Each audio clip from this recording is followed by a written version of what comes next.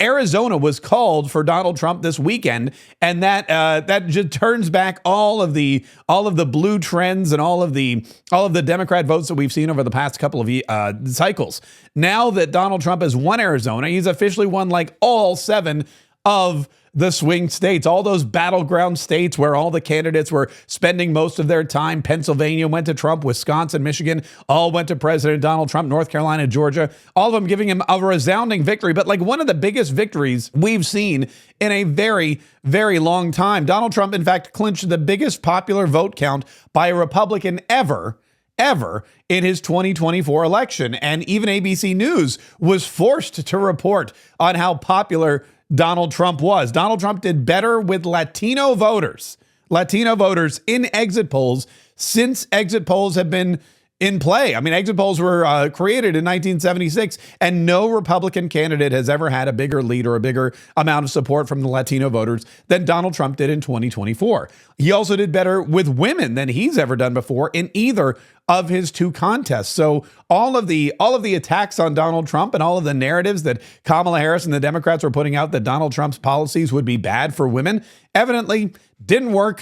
That didn't resonate. They fell on deaf ears because women supported Trump in bigger numbers than he's ever seen.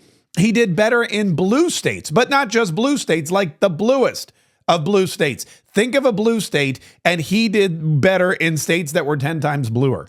In New York, he did better for a Republican presidential candidate than anyone has in decades. In Brooklyn, he did better than a Republican candidate for president than anyone has done in decades. In Chicago, he won back Chicago neighborhoods that had been blue forever. And in California, Donald Trump did better than any Republican since Ronald Reagan. And this is important because you have to keep in mind that Kamala Harris is from California.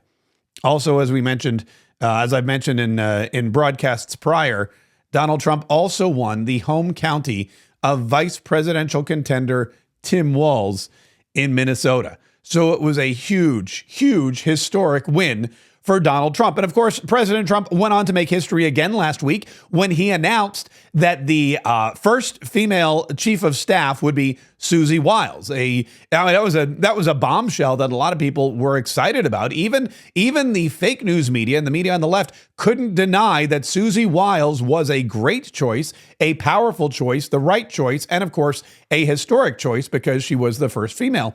Well, then Donald Trump did something interesting over the weekend. He made what I call 2 anti-endorsements. His next endorsement or his next appointment was to let everybody know he won't be appointing Nikki Haley or Mike Pompeo at all. They're not allowed in the next administration.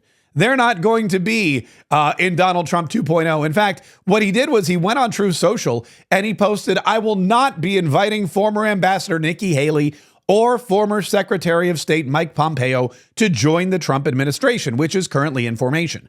I very much enjoyed and appreciated working with them previously and would like to thank them for their service to our country. Make America great again." Now, it's interesting that Donald Trump, in the midst of making all of these important cabinet posts and positions, would take time out of his day to broadcast to the world, hey, here are 2 people who aren't going to get a job in my new administration. I mean, typically, you just fill your administration, you fill your cabinet, and whoever doesn't have a job at the end of all that doesn't have a job.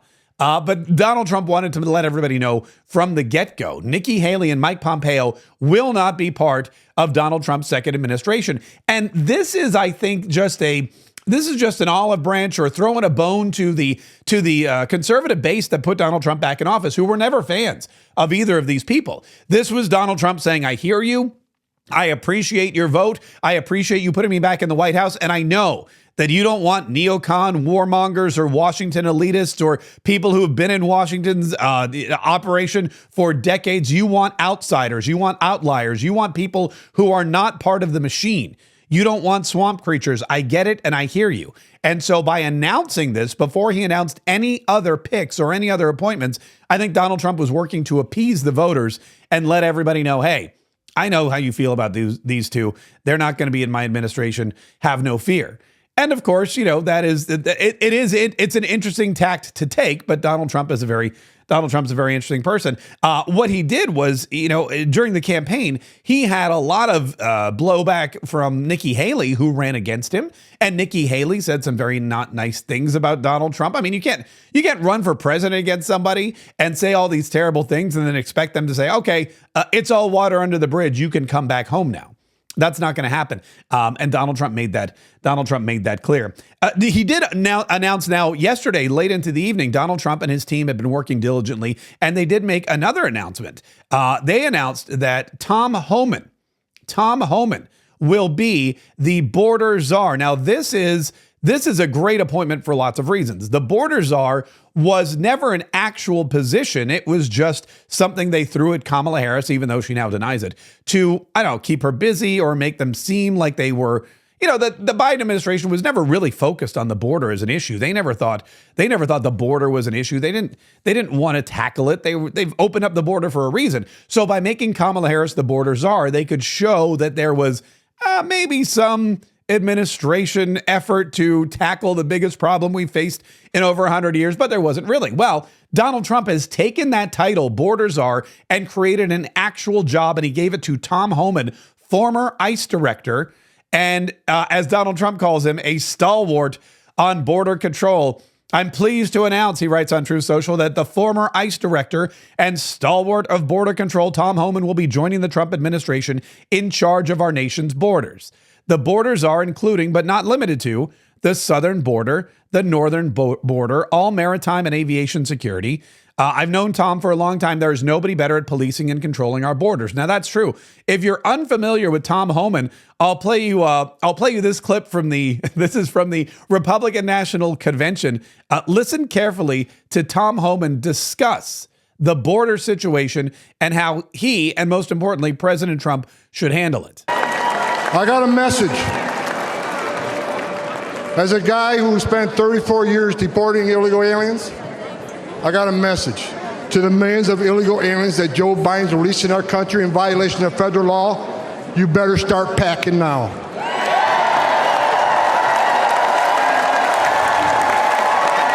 You're damn right. Because you're going home. I got another message to the criminal cartels in Mexico. You smuggled enough fentanyl across this country to kill 148,000 young Americans. You have killed more Americans than every terrorist organization in the world combined. And that's when President Trump gets back in office. He's going to designate you a terrorist organization, and he's going to wipe you off the face of the earth. You're done. You're done. That is our new border czar, Tom Homan. It's almost shocking to think that he and Kamala Harris held the same job. I think one of them's actually going to do it, though, which is always the big difference. There was another really exciting announcement late last night. Trump confirmed that New York Representative Elise Stefanik will be his UN ambassador to the UN, Elise Stefanik. He described her as strong, tough, and smart. New York Representative Elise Stefanik has accepted President-elect Donald Trump's offer to be his enforcer as United Nations ambassador. The 40-year-old Republican who helped force out two Ivy League presidents with her sharp questioning on campus anti-Semitism will lead Trump's America First and pro-Israel message. That is according to the New York Post. Donald Trump said, "I am honored to nominate Chairwoman Elise Stefanik to serve in my cabinet as U.S. ambassador to the UN. Elise is an incredibly strong, tough, and smart American first fighter," he said in a statement to the Post. Now, Elise Stefanik is all of those things. That's 100% true. And the interesting thing about Elise Stefanik is she has been pro-Israel and, as they mentioned in the article, a staunch fighter against anti-Semitism on all of these Ivy League college campuses. I believe she went to Harvard herself. So it's an interesting choice. And also, you may remember, this was the position that Nikki Haley held in the first administration, and she used that as a jumping off point or a launching pad for a presidential bid, an unsuccessful presidential bid, but nonetheless, she used it as a launching pad for a presidential bid. It could definitely signal a larger and longer and brighter political future for Elise Stefanik. But another pick that everybody seems very, very, very excited about. A lot of folks are reporting And we get this from the Calvin Coolidge project, on X. A lot of people are reporting that today, Veterans Day, Donald Trump and his transition team will announce their choice for Secretary of State. The insider information says there are 4 names in serious consideration. One of them is Vivek Ramaswamy, young businessman who's been with Donald Trump on the campaign trail since day one. He'd also been rumored to replace J.D. Vance in the Senate, but a lot of folks believe Vivek Ramaswamy would do much better in a cabinet position where he could help Donald Trump execute his America First agenda. And it seems that may be the way that Donald Trump is leaning as well. Another one is Rick Grinnell, who's a former ambassador to Germany. Rick Grinnell is the first openly gay Republican who would hold the position, which would be another historic blow to the Democrats' DEI initiatives if Donald Trump were the first president to pick the first female chief of staff and then also a gay secretary of state. I don't know how they would be able to handle that. That would really blow the whole racist, misogynist, bigot, homophobe narrative out of the water. Once again, also on the list, Bill Hagerty, senator from Tennessee, and also Marco Rubio, the senator from Florida. I don't know that either of those two are top positions, but they are in contention. I know Marco Rubio has been a Donald Trump ally for a very long time, ever since he ran against him in 2016. They've been kind of on the same page, and this may be something that Donald Trump does to thank the senator for his years of service, although in Donald Trump's administration, I do feel and do believe like they would want somebody who is just a little bolder, if you will, than a Marco Rubio. And Vivek Ramaswamy and even Rick Grinnell would definitely enter that position. We will bring you that news as soon as it happens. And like I said, that is rumored to be happening today. There's a couple of other things real quick that Donald Trump did over the weekend. Donald Trump has been great at using not just Twitter and Truth Social and other aspects to get directly out to the public and get his message out there, but he's been using video. And we've already talked about how he's used video to relay how he's going to purge the deep state and how he's going to bring forward an amendment. He's going to initiate an amendment to add term limits to congressional terms. And all that is great. He dropped another video over the weekend online, and this talks about keeping America safe. And he said one thing which Second Amendment advocates glommed onto, and I want to play it for you here very quickly. Seventh, I will protect the right of self-defense everywhere it is under siege, and I will sign concealed carry reciprocity. Your Second Amendment does not end at the state line. Yeah. So what that means basically is Donald Trump wants Second Amendment reciprocity, meaning if you have a concealed carry permit in one state, for example, here in Florida, I have a concealed carry permit and I can carry a concealed weapon in Florida. That would reciprocate to all 50 states, meaning I could carry a weapon in Virginia or New York or California. And that is something that Donald Trump has on his bucket list as we head into the next administration. A couple of other things to watch out for this week. Donald Trump will be going to the White House to meet with President Joe Biden. Now, this is interesting for a couple of reasons. First of all, this is a transition meeting that all presidents have. However, not all presidents have been president before. So I don't know that this transition meeting is A, even necessary, or B, going to go the way that transition meetings usually have. I mean, think about it. When Donald Trump first met at the White House with Barack Obama, he had never been president before. There were tours to take and people to be introduced to, and there were, items of protocol or helpful hints that Barack Obama could have given. And likewise, when Donald Trump, well, I don't think he and Joe Biden did have a transition meeting, but typically you would do that kind of thing. Donald Trump served 4 years in the White House before Joe Biden. Donald Trump knows the lay of the land. He knows the history behind the different rooms. He knows what department does what. There's very little that Joe Biden needs to tell or teach or instruct Donald Trump on because Donald Trump had the job before he did. So this seems like it's just a formality. There may be some discussion about policy. There may be some discussion about foreign policy, the war in Ukraine, for example. There may be conversations about who's going to pardon who. Will Donald Trump pardon Joe Biden? Will Donald Trump pardon Hunter Biden? Will Joe Biden pardon Donald Trump? These are all conversations that may be had. But again, I believe this meeting is simply a formality because that's something that they all like to do. And finally, a couple things actually. One more story before we get to my favorite story of the week is that Donald Trump has so far stayed out of the Senate Majority Leader's race. Now, the Senate Majority Leader is chosen on Wednesday as well, when Donald Trump's meeting with Joe Biden at the White House. And this is a very heated battle. Donald Trump has delivered a Senate majority to Republicans for the first time in years. And now, since Mitch McConnell is stepping down, the Senate Republicans need a majority leader.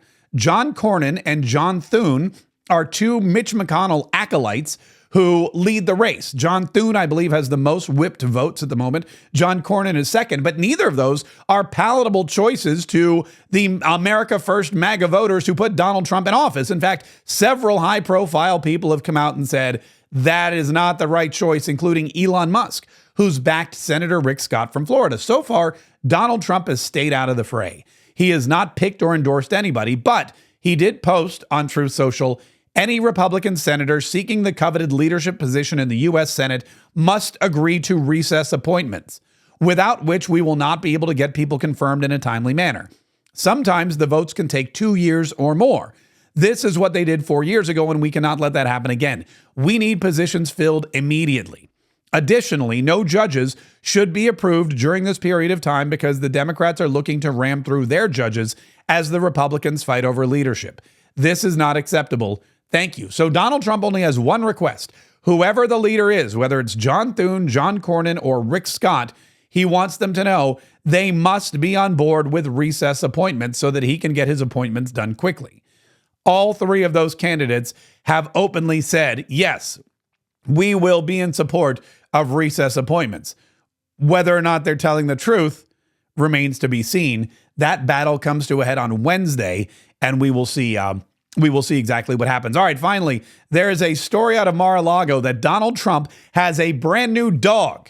It is a robot dog, and it's been seen patrolling the area around Donald Trump's estate in West Palm Beach. It's called an Astro, and it's something the Secret Service uses for surveillance and for reconnaissance, and they can even be used to break down or to sniff out, if you will, incendiary and explosive devices and keep the president safe. A lot of folks say these dogs clearly show the increased effort on Elon Musk to insert himself into the administration. And they show that, Elon Musk has some influence because he told the Secret Service to bring in dogs. These dogs have been in use with the Secret Service for a while. They are utility dogs that are used for, like we said, keeping the president and any other asset safe. And it's really interesting to me and kind of funny because Donald Trump got a lot of heat his first time around. In his first administration, he didn't have a dog of any kind. And the media took him to task. Look at this. GQ in Europe even wrote an article, Donald Trump hates dogs. Here's what that tells us about him. Other media sources would troll Donald Trump and say, Donald Trump is the first president in 100 years to not own a pet. Why is that? Why is Donald Trump denying his son Barron the joy of dog ownership? All of these ridiculous articles. And Donald Trump clearly just said, I don't have time I'm president of the United States. I don't have time to raise a dog. Well, Donald Trump has a dog now, and nobody, I think, is going to complain about this one. They better not.